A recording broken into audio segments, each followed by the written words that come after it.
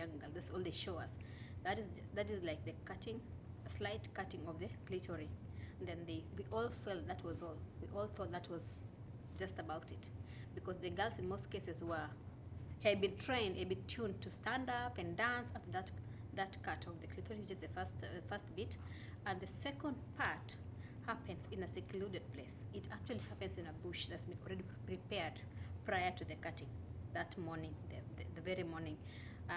This bush is spread. They spread leaves on the ground, and the girls are taken there. So then everybody else goes back home. The men goes back to drinking and partying, and everybody else, goes to their business. And then the women and the cutters will now accompany the girls to this place, and that's where the real cutting. When I say the real cutting, I mean like serious business happens in that part, in that other second stage. And so at this particular time, my elder cousin was having her ceremony.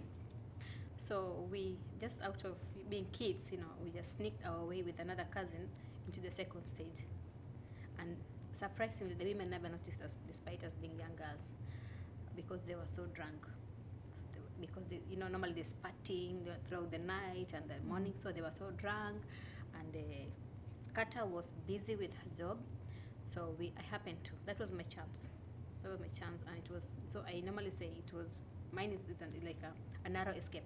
So that was my chance. I saw my cousin's genitals out, completely out, and it was just, she was lying in a pool of blood and she was screaming, and that wasn't just done yet. The cutter was still cutting her, like making sure she does it perfectly well. So she was making sure there's no skin left. So she was removing everything, and my cousin was screaming. She was screaming for help, but there was no way out, because women were pressing her down, others were holding her legs, somebody was sitting on her chest, and so there was no way she would escape that, So that is when I decided, no, it's not happening to me. No, it's not happening to me. At the age of 11 years old, I went home straight running, and that evening I asked my mother, why are you not telling us? Why are you people hiding this from us? Yeah, why are you like trying to deceive us, making us feel like it's just the first stage and it's just about the treatment, it's about the dancing and all that, and yet there's another part which is actually butchering. So my mother, she didn't have an answer for me, because women are not supposed to speak about it, and so I wasn't satisfied. And this particular time is the time that women had, not women, the boys had the idea of taking the boys to have male circumcision in the hospitals had just started.